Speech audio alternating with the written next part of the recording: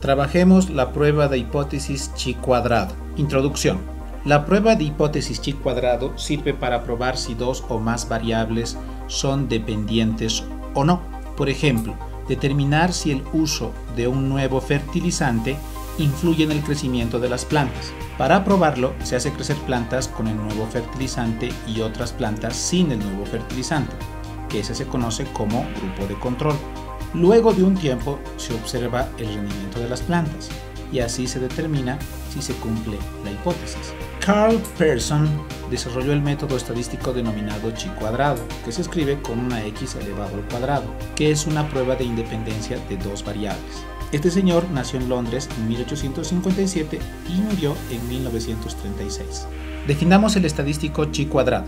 El estadístico chi cuadrado es una prueba de bondad de ajuste. El estadístico chi cuadrado se define como chi cuadrado es igual a la sumatoria de la diferencia entre la frecuencia observada menos la frecuencia esperada elevado al cuadrado dividido entre la frecuencia esperada. Chi cuadrado se usa para probar si la frecuencia observada y la frecuencia esperada difieren significativamente. La frecuencia esperada también se conoce como frecuencia teórica o distribución esperada, y la frecuencia observada se conoce como frecuencia experimental o distribución observada. Chi cuadrado se usa para determinar cuán bien se ajusta la frecuencia esperada a una frecuencia observada. En este caso puede observar la frecuencia esperada en rojo y la frecuencia observada en azul. En el caso que se muestra en la figura A, puede observar que la esperada y la observada difieren, son diferentes.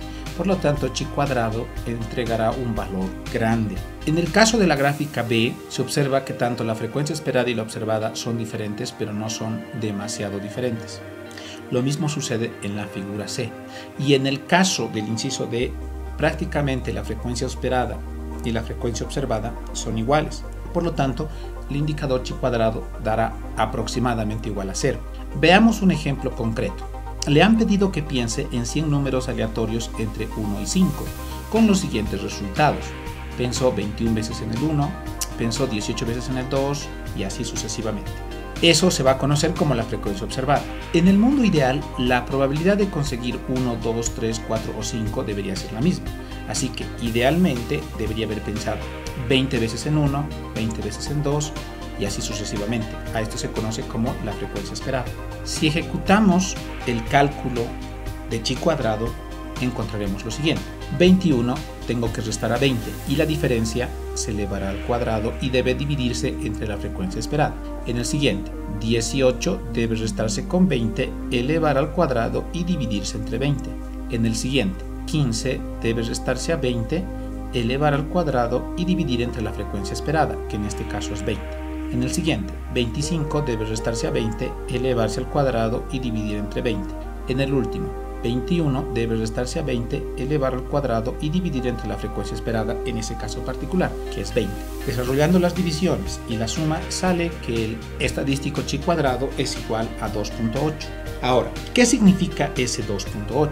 Ese 2.8 es la medida de la discrepancia entre la frecuencia real y la frecuencia esperada. Es cuán diferentes son. Esta medida de discrepancia es significativamente pequeña para decir que los números son aleatorios, es decir, que se comportan bajo lo que se esperaba. Para decidir si el estadístico chi cuadrado es lo suficientemente grande para concluir que la discrepancia entre la frecuencia esperada y la frecuencia observada es significativa, compararemos chi cuadrado con un valor crítico. El valor crítico depende de los grados de libertad y del nivel de significancia con el que uno decide trabajar. Si sucede que chi cuadrado es menor que el valor crítico, entonces el resultado es significativamente un buen ajuste entre los datos observados y los datos esperados. Por el contrario, si chi cuadrado es mayor al valor crítico, el resultado es significativamente un mal ajuste entre los datos observados y los datos esperados.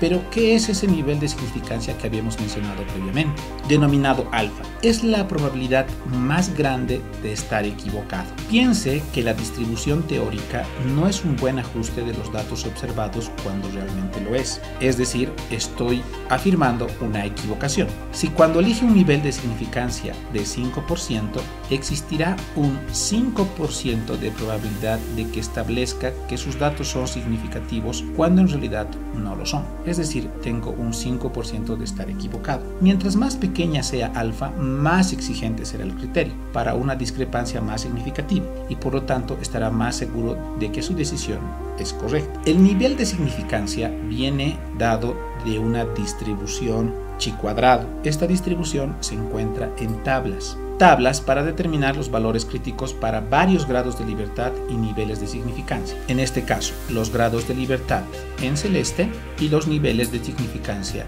en rosado. Este valor siempre será brindado por los ejercicios o en el examen. Entonces, para un grado de libertad de 9, iré a la fila 9 y necesito encontrar el valor para un nivel de significancia del 10%. Entonces, identificando la columna del 10%, encuentro que el valor que estoy buscando es 14.68. Si busco con un nivel de significancia del 5%, entonces encontrando la columna puedo decir que el valor que estoy buscando es de 16.92 y lo mismo para 1%. El parámetro P que nosotros encontraremos con la calculadora nos permitirá demostrar si se cumple o no nuestras suposiciones. Así como compara el valor chi cuadrado con alfa, se puede comparar el valor P asociado con chi cuadrado y el número de grados de libertad. El valor P es la probabilidad de tener una discrepancia tan grande como chi cuadrado si la distribución teórica fuera correcta. Este concepto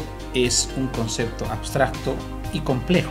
Lo queremos es traducirla a una regla más concreta. A más pequeño valor P, menor aproximación de las frecuencias observadas con las esperadas y la discrepancia entre los valores observados y esperados es más significativa. Entonces, si quiero demostrar que lo real se comporta bajo lo esperado, el indicador P será más pequeño mientras más diferentes sean estos comportamientos. Si el valor P es más grande, significa que la realidad y lo esperado se comportan de manera parecida.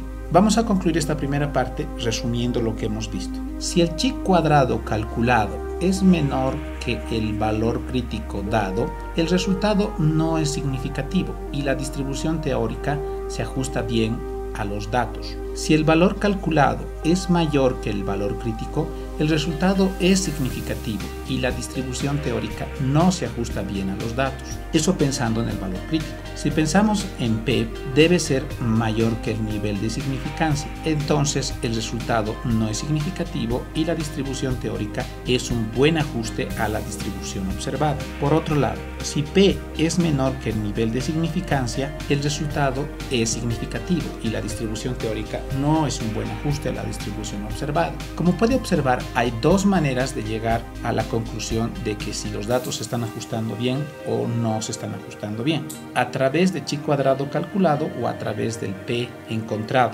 En la siguiente parte de este video veremos un ejemplo de cómo se realizan pruebas de hipótesis utilizando esta teoría.